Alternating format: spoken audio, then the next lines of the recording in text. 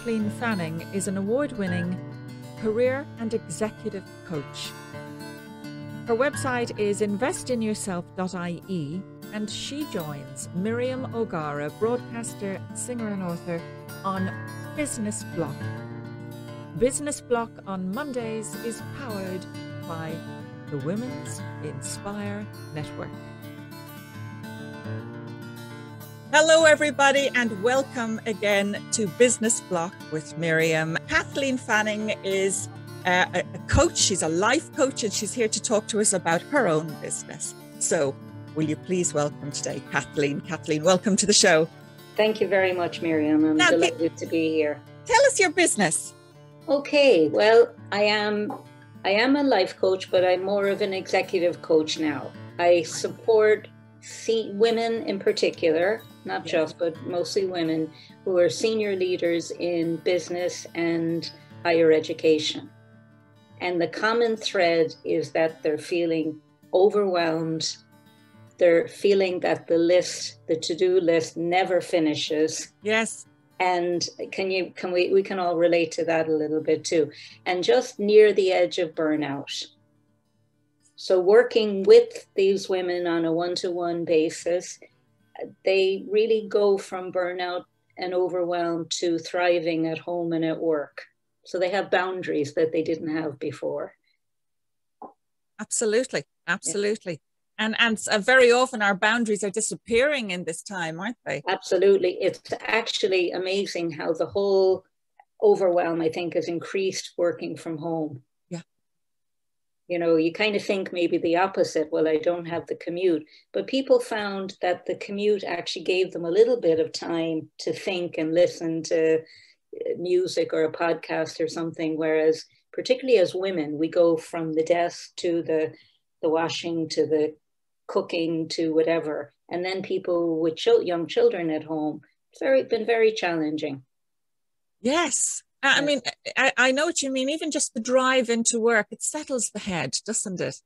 Yeah. It gives you a moment to think and breathe, as you say. Yeah. And I often find that you've got companies, you see them on Facebook, and they're saying, you know, the advantages to working from home are, and in fact, most of the things they're listing are the things that end up putting excessive pressure on you. They can. And I'd have to say for myself, I love working from home. I love not driving, because I would also be a trainer, and a lot of my work might have been driving to Limerick or Cork, so I'm happy to do it. But I know my circumstance might be a bit different too, you know. Yeah, I would agree with you. I feel the same way. I enjoy working from home. And I think if you've got the right setup, you're comfortable with that. Absolutely. So where are you based exactly? I'm based in Cashel in Tipperary. Lovely. The Golden Vale. Oh, beautiful. In the Golden Vale. That is wonderful. And when did you start the business? I have two kind of answers. I was a lecturer in LIT, Limerick Institute, which had been Tipperary Institute. And I was there up until 2012. And I took a leap to be self-employed then. But I didn't really have my business until 2019. Right. So that's when you actually structured the business properly, launched it properly? Absolutely. Both of those words. And that, you know, my great strengths are working with people one-to-one and with groups. And I absolutely love that. The business side of things I needed help with. And it took me a long time to realize that. I think I thought, sit at my desk and it'll happen. And what were the main challenges on that point? Was it marketing? That's not my aptitude. Marketing, yes. Putting myself out there. Do you know, this is something a number of years ago I would have shied away from. Now I'm actually loving it. Yeah. I think you find something inside yourself too, you know, maybe a little performer or whatever it might be. So that's come more easily. But the financial piece, you know, managing income and outgoings, you know, I can do all the internet banking stuff, but the other pieces I need help with. And that's okay. That's okay. Once I have that, now behind me, I have a business that's growing and it's good. That's wonderful. I agree with you. I even found basic things like, for example, finding out what, whether to use Stripe, whether to use PayPal, Yeah. how to actually work those systems on my own. Yeah. It takes time to actually, and patience to sit down and actually make the mistakes, That's right.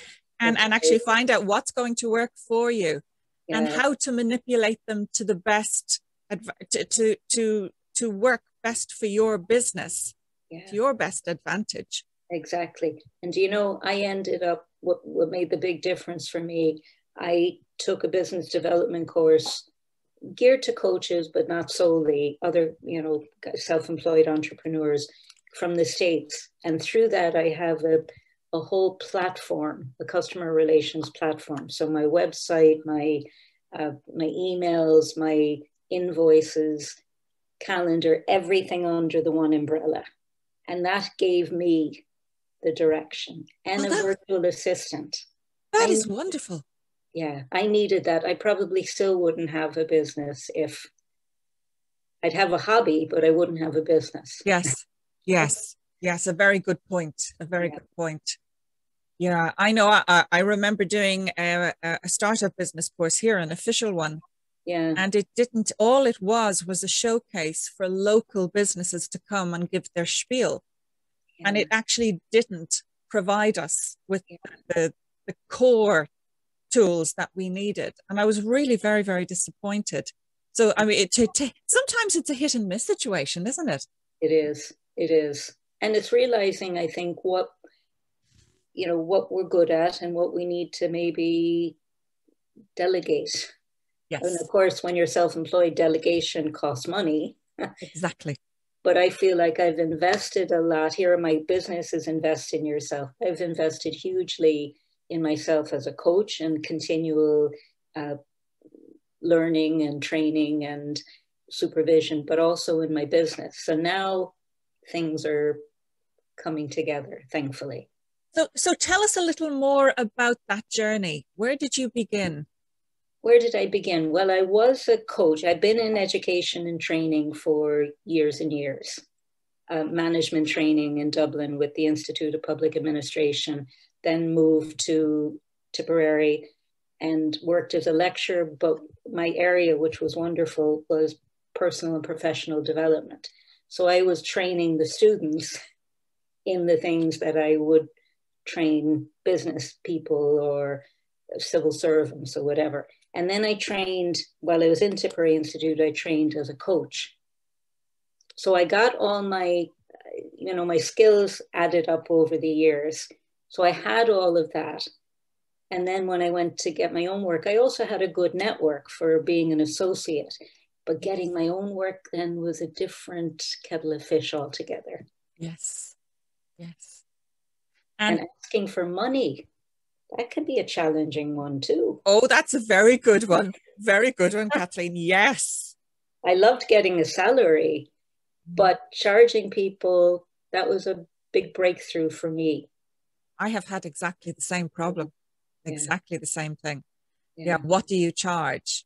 Yes. And, it's hard to actually then, because you're in competition with other people, you don't necessarily want to be asking them what they would suggest you charge.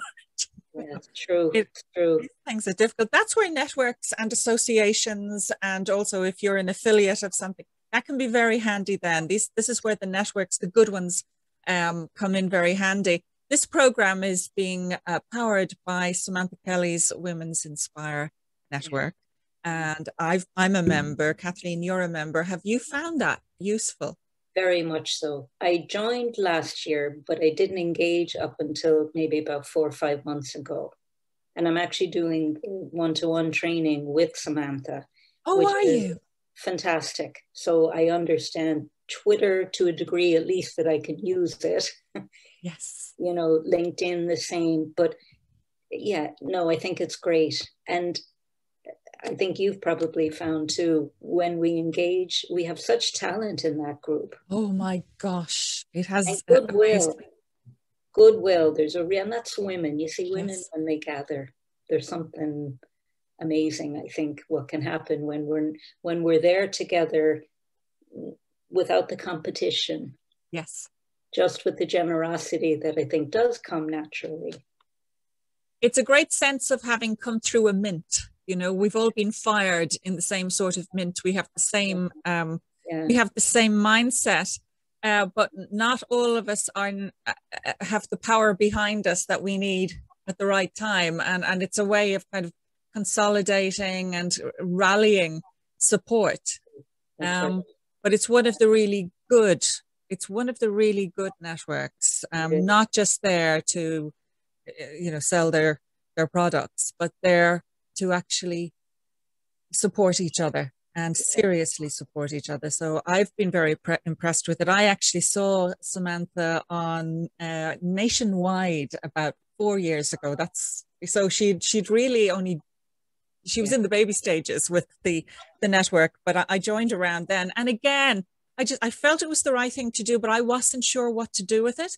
And I wasn't sure how to engage. And I suppose because sometimes women can be funny with each other when they're climbing trees, I wasn't sure if all the women in the network were really going to be that nice and that helpful. And they were. They were, because she has no time for people who are otherwise. That's right. She's very clear about that. She's very clear about that. And that's so great. It took, I can understand the point you make, that, you can wait, you can sit back for a while sometimes when you join these networks and you're just wondering, is this the right fit? And I think if you hang along long enough, you will find it is. And certainly it was for me. Yeah. So, it was wonderful. But I noticed there are quite a lot of people out there who are coaches involved and who are in the wellness industry involved with the network. But they're all different. They're all there with their unique experience, their unique gifts that they bring to the table. Yeah. And that is very interesting. So tell us a little more about, how you grew as a coach and where you felt ultimately it was going to take you. Yeah, and actually it's a really good question, because it took me a while to embrace this idea of a niche. So I'm going to go back a little bit. I trained initially as a Montessori teacher many years ago. And I say that because I think that really formed me. I actually wanted primary teaching, but because I grew up in the States, I didn't have Irish. So I went, and actually it worked out wonderfully for me. But the Montessori philosophy of follow the learner, follow the child. Yes. Set up for success. And that's coaching. And that's how I've always taught. And it's how I train, create a safe environment where people can trust each other and it's safe to learn, and, encourage success rather than tripwires to find when you get it wrong. And my coaching now is very much that coaching in its best sense is following the client. So it's different from consultancy or mentoring. It's helping the client to set the outcomes that they want, and then being there, what do they call it? Kind of the best listener the person might have for that in their life for that moment. So yes. You're there solely for them, listening, questioning, noticing, sometimes somebody says, oh yeah, everything's fine, and they're all, so you say, well, actually, you kind of don't look as if this is sitting well with you. What's happening inside? So it's kind of checking what's going on inside the person as well. Yes, yes. And I'm amazed. I'm amazed and I'm delighted with the changes that people experience. And part of it is because resilience is my umbrella too. Yes. But not just men as well, but self-care being the bottom of the list. And when people start, and when women start taking care of themselves and actually agree that, do you know that thing on the, remember when we used to take airplanes and we were told, put your oxygen mask on first if you had children? Yes. We're nurturing, we're caring, and we're watching out for everybody. And we often tend to minimize that time for ourselves. So when women start doing that, start putting limits, they actually are far more productive. Yes. And you get a little more respect when you say to people, look, this is my boundary, this is my limit. Right. That's right. Saying no, that can be so hard for so many of us. You know, and as someone said to me recently, when we say no, we leave room for a yes. Yes. Yes. Is it important to sit down and have a conversation with the family, for example? I'm thinking about, again, the amount of people working from home now. Yeah. On the self-care point, is it a good idea to actually say, right, this is a family meeting we have to have because we're all working from home now. The adults here are all working from home. Yeah. This is what has to happen. Is that a good idea? Yes, very much so. And I can think of one client that I've had where her daughters, she enlisted her young daughters to help her to, come on, mommy, we're going to go for a walk. Okay, mom, what time do you want me to come in and take you out for a break? Yes. Because working from home, I've noticed people are not taking the breaks that they would if they were in the office. Yes.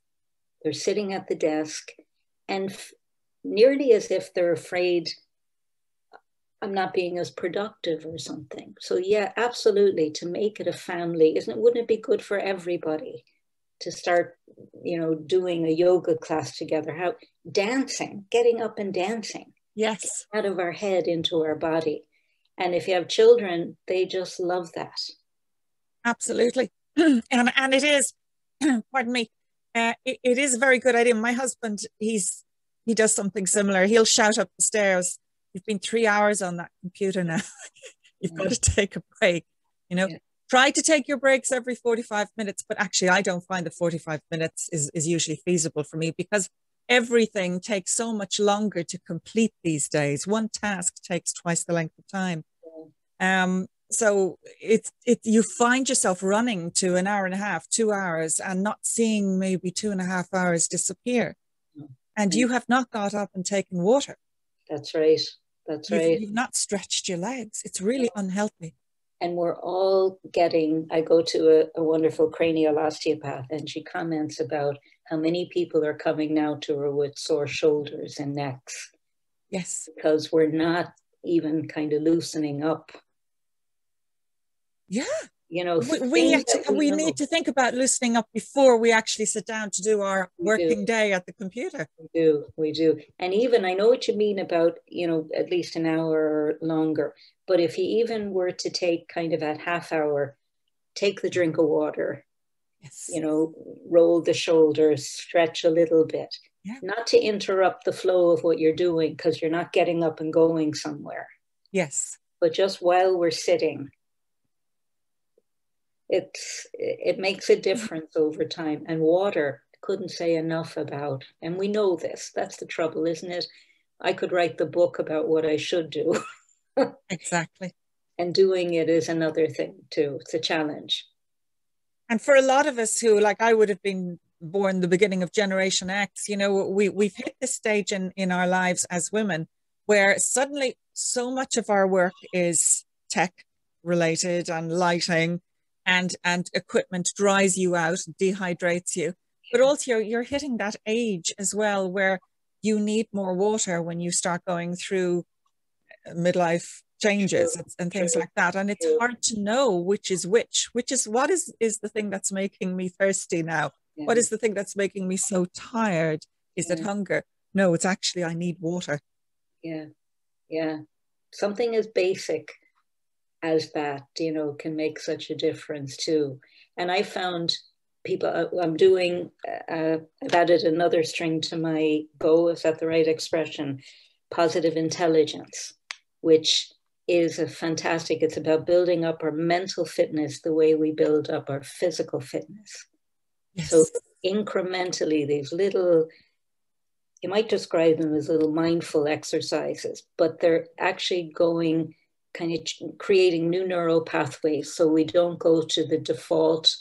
They use the term saboteurs. Yes. The stickler, the perfectionist, the avoider, and I'm really finding it to be amazing for myself, but also with the people I work with. So there's lots of good tools out there. Well, that's very interesting because, I know people who would be such perfectionists. If I can't do it 100% right, I won't do it at all. And now those people are caught working from home, Yeah. piling all that pressure on themselves. Yeah. And how to reach that kind of person. Yeah. So would those programs look at that kind of Oh, situation? absolutely. Yes. Yes. Because we all have what is termed saboteurs. Yes. In our brain, we have the helpful brain, Yeah. and then we have the critical brain, like the stickler. So in her head, there's a voice saying, it's not worth doing if it's not perfect. Yeah. And then, of course, you can miss deadlines, and it doesn't need to be perfect. That's one I don't have. I have many others, but I don't have that one. But that's a highly stressful one. It is. It is. And I think that particular one was something that was very deep in Irish society. It was something that came through the educational system too. Yeah. It had to be perfect. It had to be perfect. Yeah. And parents would echo it to their kids. And I was very fortunate. I didn't have parents like that. They were very arty. And they said, just try it anyway.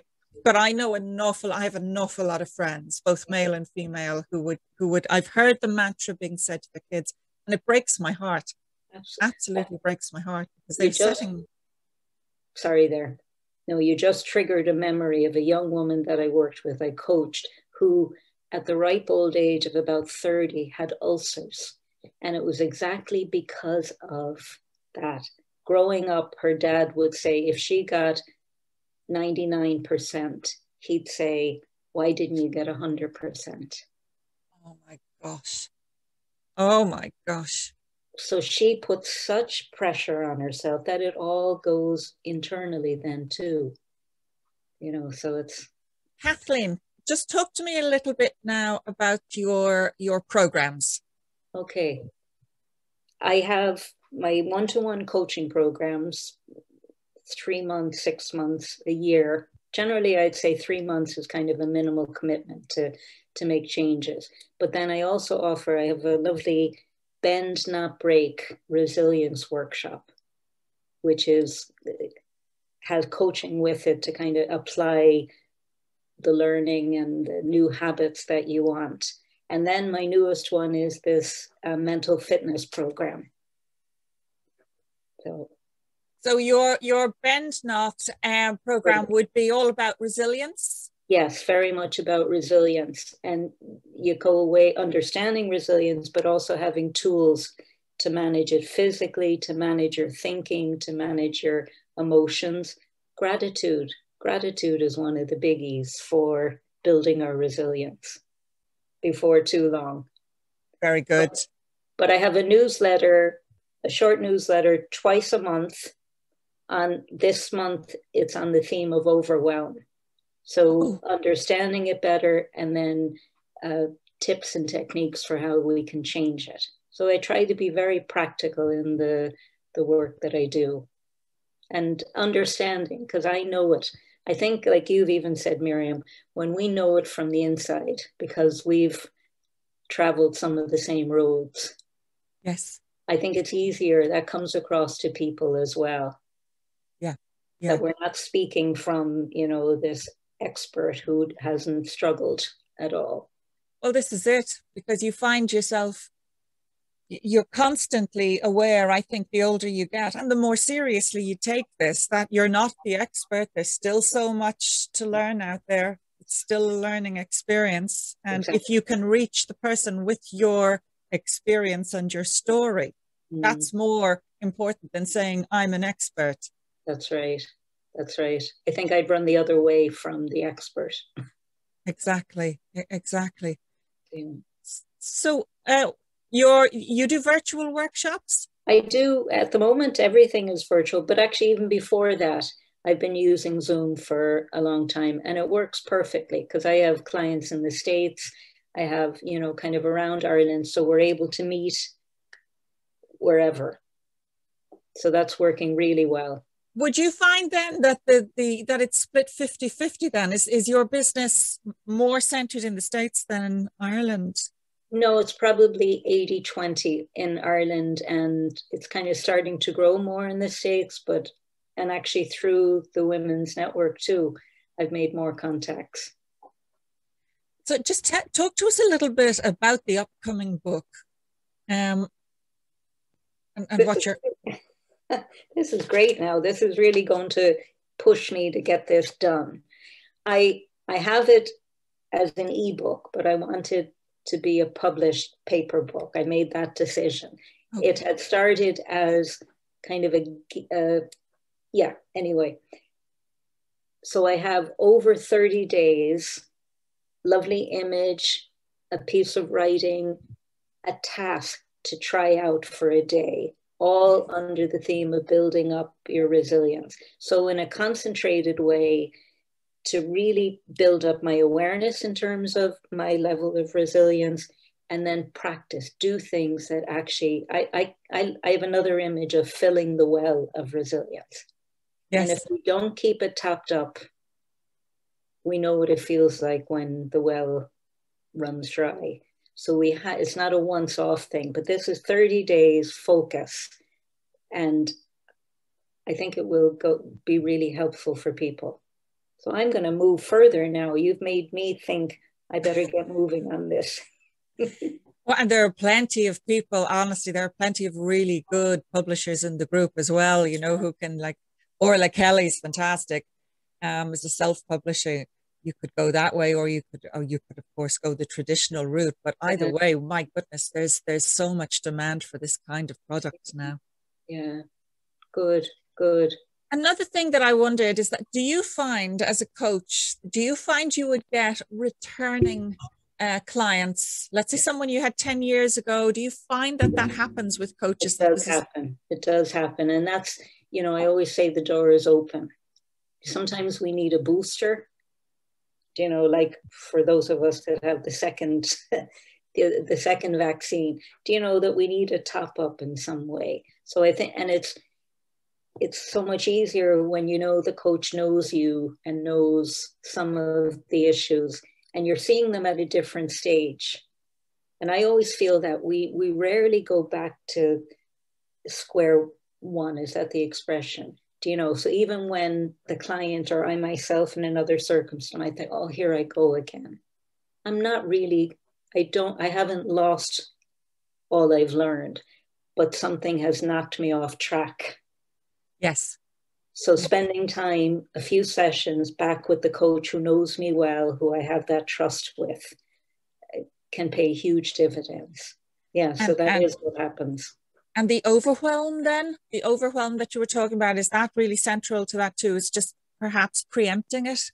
Preempting it. And, you know, the term self-care, I haven't come up with a replacement for it, but it's a bit like the new normal. It's kind of overused now. But if we don't mind ourselves, and like you said, as we get older, we notice more about, you know, I'm a bit creakier than I ever was. I can't do certain things. We have to maintain. Sometimes we put more money and focus on maintaining our car than we might on ourselves. Yeah. So we need to, and that really is what resilience is about, you know, and overwhelm. The media, that can create overwhelm. Yes. You know, social media, as wonderful as it is, it's like, you know, that feeling when, and often there's physical, our breathing can change. There can be that sense maybe of a bit of panic.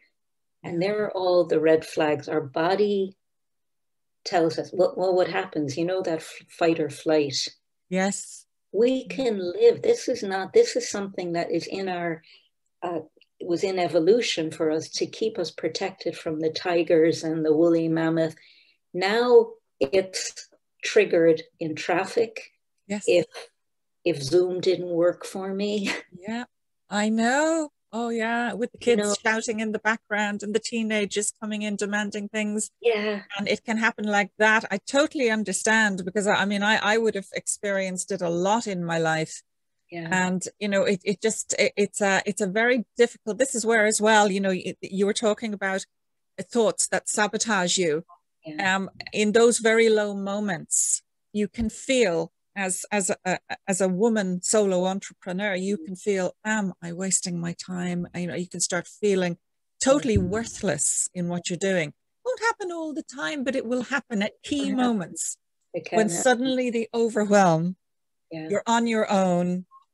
Very often, even the people closest to you in your family may not get what you're trying to do and may not actually realize how good you are at it. Like I've always said, as much as I love my nieces, if anything happened to me and I passed away, don't go to my nieces and ask them about their aunt's career because they know nothing. I know. I'd agree with you. I do. And the same You're with my too husband. close to them. Yeah. That is true. Yeah. So there is something there. And I guess I'll give a little tip there too, Miriam. Stop and breathe. It sounds so simple. Yeah. But to go inside, out of here, it's a key way. And there's a technique called a parachute breath. When we're up to high dough, to take a deep breath in, but breathe out through our mouth longer.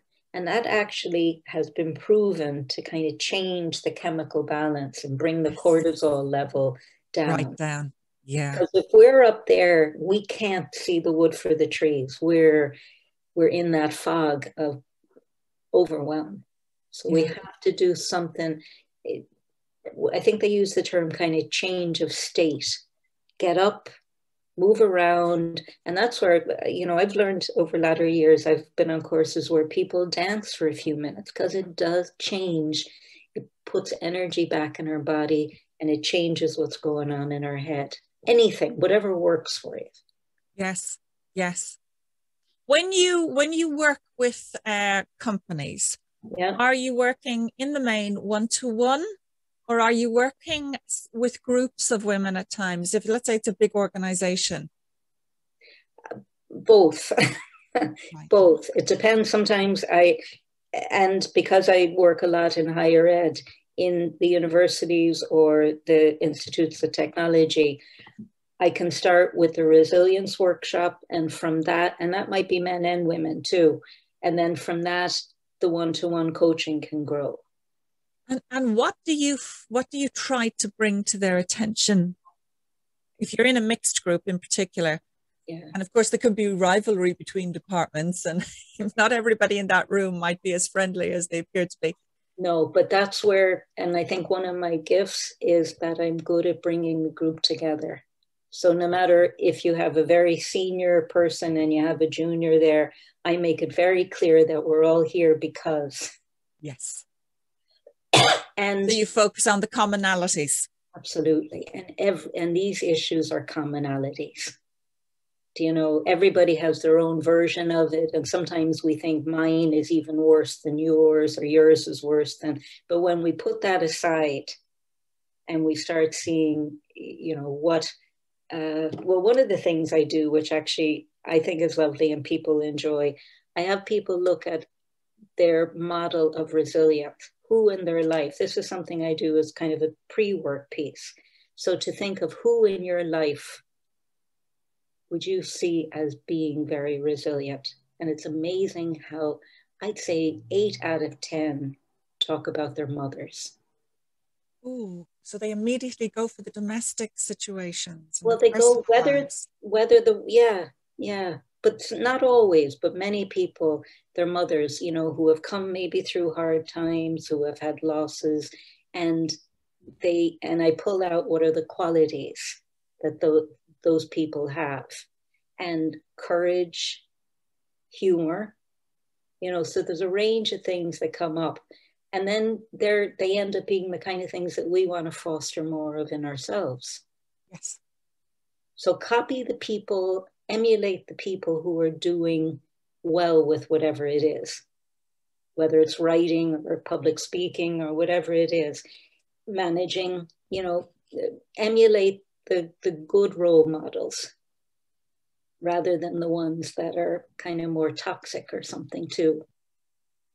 So when you're working, do you deliberately target specific industries such as education? Or are you like, what would your next tier be? Okay, and actually this was kind of connects with what you asked earlier too, and I mentioned niche. I tended early in my setting up my business days being a generalist. And what I learned was that people don't tend to put into a Google search coach. They look for they look for a coach who deals with the issues that they have. So then that became very clear, and that's where I came to resilience. But then I realized, I've been in education a long time. I know that environment. I know some of the particular stresses with students and times of the year and all of this kind of thing. So while it's not exclusive at all, that's probably the area that I'm most recognized in a sense too. I don't know if that answers your question, Mom. No, it does. It Okay. does. And would you find yourself working with a mix of nationalities in that situation too? Yes. Yes. I just started a course with this positive intelligence, mental fitness, and one young woman is Lithuanian living in Ireland.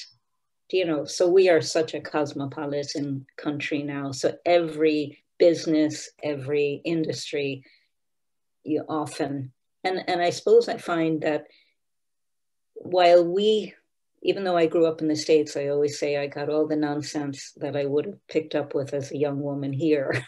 Do you know It's a little more about that. You oh, grew up in the States. Whereabouts exactly? Connecticut? I was born in Dublin, but my family emigrated and I had my first birthday, I always put it that way, in Connecticut. So I was there until I was 17, did my finished kind of high school, and then came back home because we were always coming home. That was a script growing up, that we were always coming home. Of course, then I came home and I was a Yank.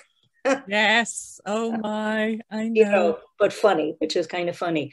But yeah, there's something still in our culture about, don't put yourself out there. Don't think too well of yourself. I still hear young women, and I know schools are different, parents are different, but I kind of wish I'd picked up some of that brashness in the States. I know Yeah. they can go overboard, but I wish I'd gotten a little bit of it.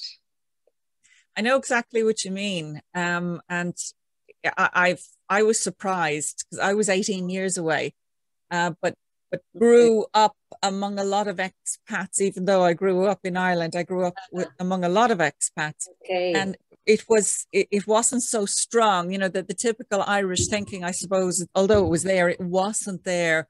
It was Yeah. always diluted in some Good. way. Good. And for many, many years, I would have turned around to people that I was working with in staff rooms in the UK, and I'd have happily said, "Oh no, the Irish have changed. We don't think like that anymore about certain things."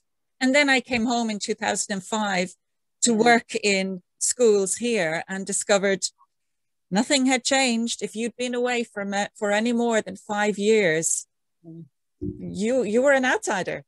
It took 7 years to reintegrate, Mm. to be fully accepted again. Mm. You've got to wait. And I really thought that mindset had gone. And it's terribly sad. I love Ireland and I love being home and I am as Irish as anything. No. But those things I thought had changed. And Yeah. it often, it occurs to me that for people coming to this country to work in business here, some of those attitudes must be very difficult for them to comprehend. Yeah. Yeah. And always, where are you from? I've heard this said in sometimes in a racist context, but I don't think it's even meant that way a lot of times. Like, where are you really from? There's a curiosity, but there's Yeah. also sometimes I want to fit you into a little box too. Yes. Yes.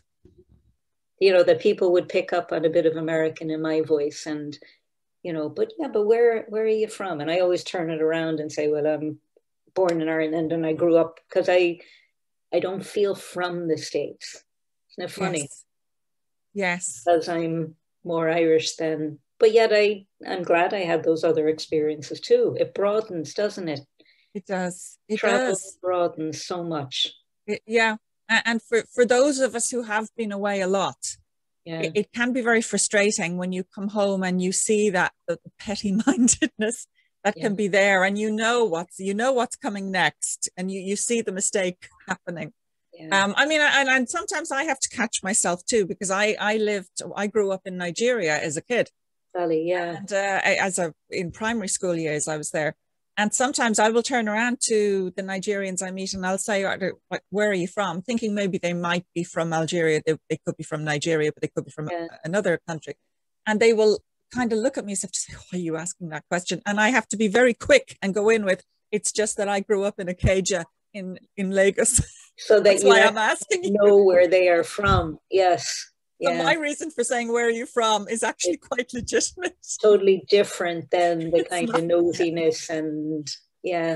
So Yeah. perhaps we're getting a little sensitive too, you know. But I think children growing up now, I think children in school, in primary schools, they don't see the differences the way the adults do. they don't.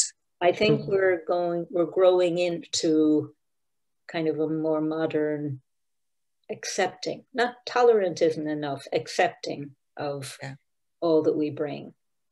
You know, it's there's hope. It is difficult because I suppose America was a country built on immigrants. You know, migration was, you know, the bedrock of the nation. Whereas in Ireland, you know, it's a very ancient race. It is, we're coming at things from a different perspective if we've never left. If you come you from, were the ones who left, and now all of a sudden we have people coming in. Yeah. Which, and people haven't made their peace with this yet. No, it's true. It's true. It's a tough one. It's a really tough one. Yeah. What next for you? What next? Yeah, it's the book. Yes. Okay. And I'm so grateful for that coming up today, because I need nudges like that. Do you know? I'm going to continue what I'm doing and support people in their challenges. And I love the work I do. I love the work I do. Maybe more webinars, speaking, being out there. I've grown in confidence with it, so now I need to do more of it. That's why I was so delighted when I saw your invitation on the network. So I'm taking opportunities now in a way that I mightn't have in the past.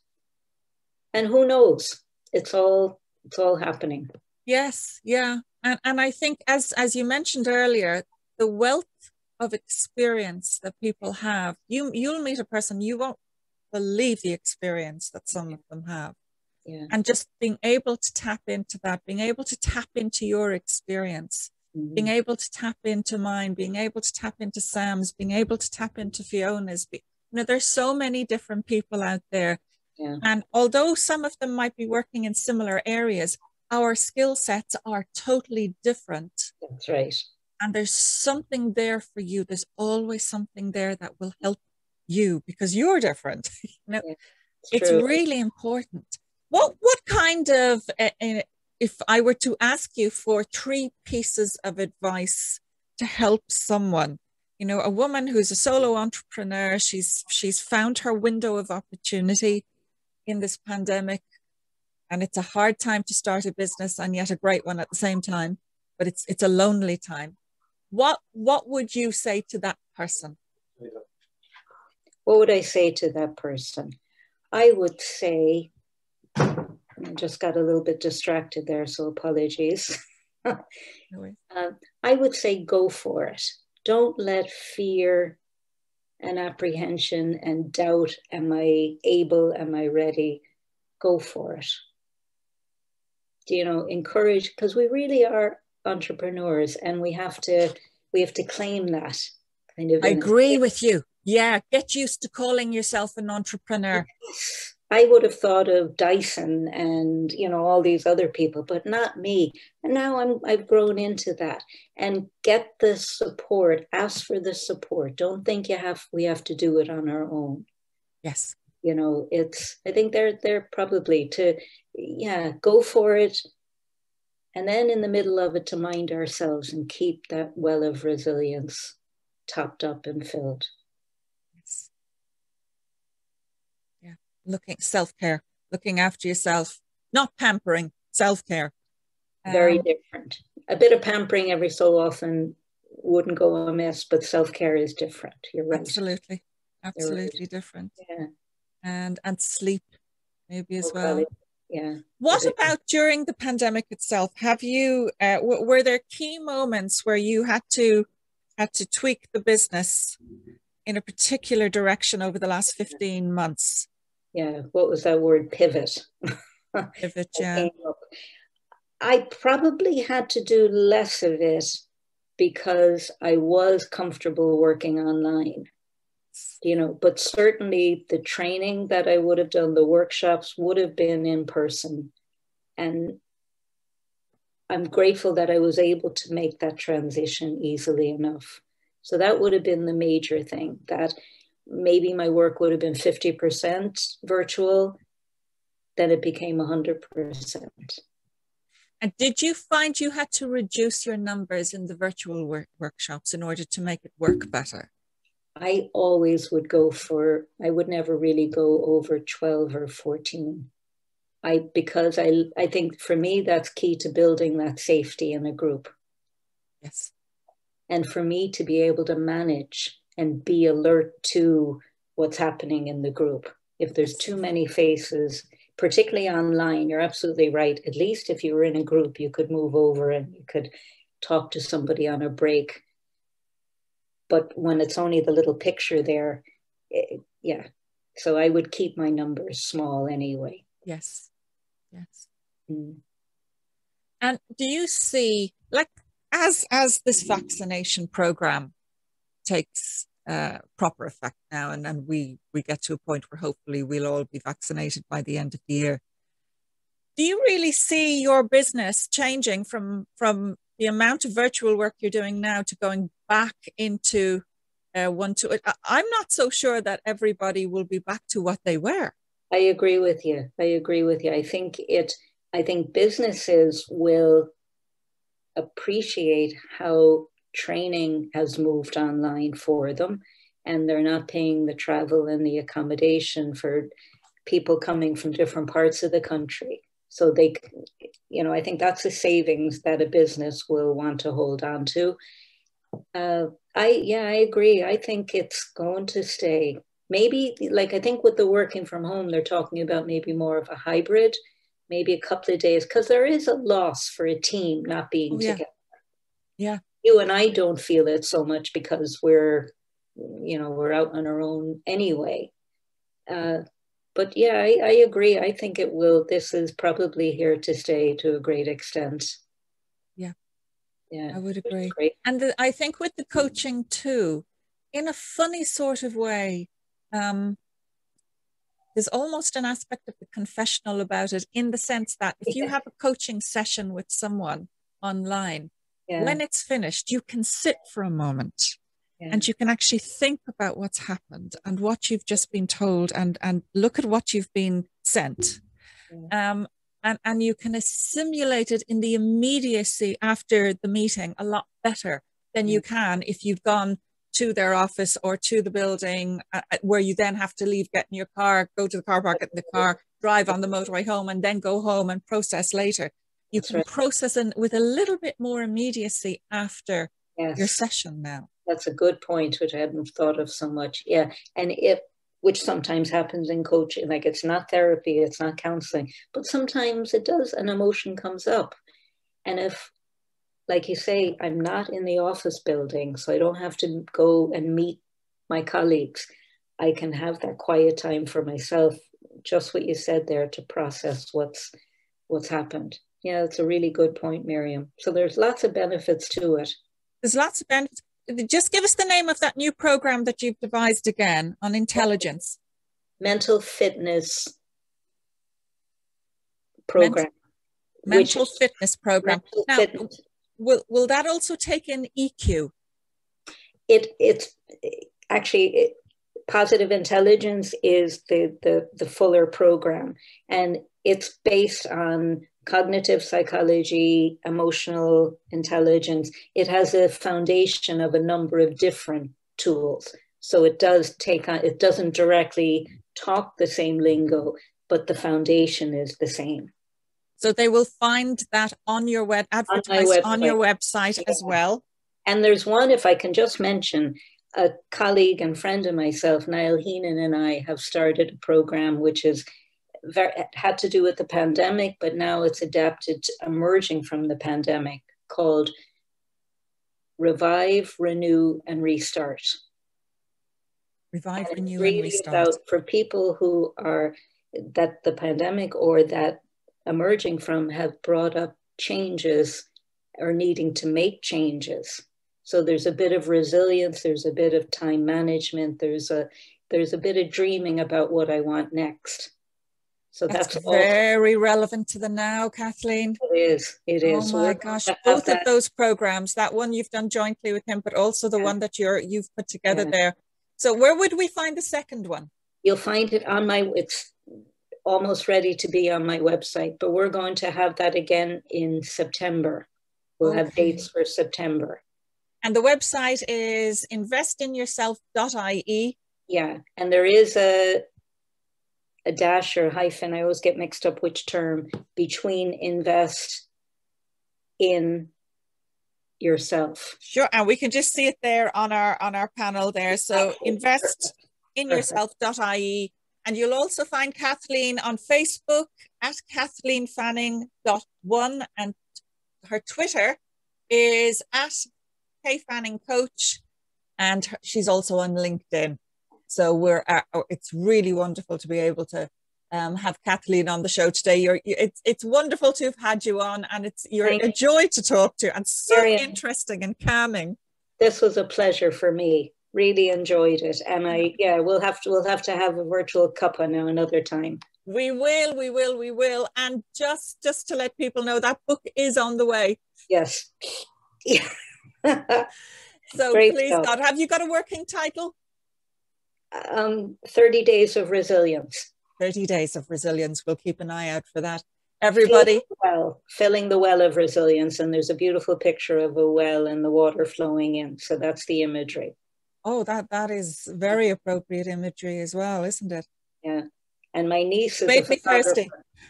It does. I have beautiful images too. My niece is a photographer, and she's generously given me hers. So they're nice. Good. You have me excited. Wonderful.